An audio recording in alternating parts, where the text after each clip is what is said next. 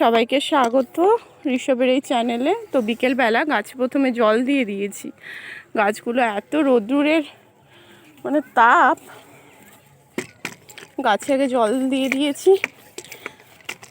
এত কীটনাশক স্প্রে করছি। কীটনাশক স্প্রে করার কারণ হলো সারা মাঠে আর আলু নেই।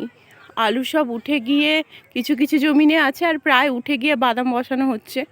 এই যে এই জমিনটা আমাদের যৌথের জমিন, সেইখানে বাদাম বসানো হচ্ছে।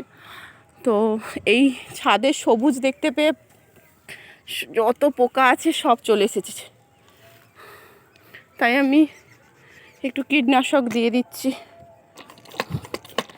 দুপুরের দিকে দিলেই ভালো হতো, কিন্তু দুপুরে আর সময় হয়ে উঠছে না। আর দ্বিতীয় কথা, এত রৌদ্রু না, আমি মাথা যন্ত্রণা শুরু হয়ে যাবে আমার,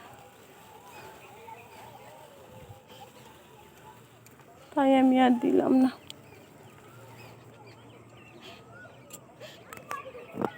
এই বেগুনি কালারের জবা গাছটা ভেবেছিলাম মরেই যাবে, এমন অবস্থা হয়ে গেছিলো, কিন্তু দেখুন আবার সুন্দরভাবে গজিয়ে ফুল এসেছে। ফুল তুলেওছি, এই যে একটা কুঁড়ি, এই যে। ঠিক আছে, দেখাচ্ছি পরে। তো সবার গাছের কী খবর একটু জানাবেন। আর আমি আগে জল দিয়েছি, তারপর ওষুধটা স্প্রে করছি, এটা ঠিক করছি কি না সেটাও তো আমি জানি না ঠিকঠাক। কেউ জেনে থাকলে জানাবেন কিন্তু।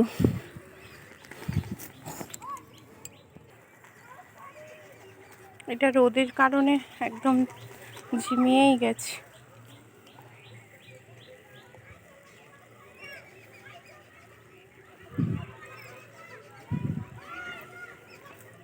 কীটনাশকের সঙ্গে একটু সাপ ফাঙ্গিসাইডও দিয়েছি।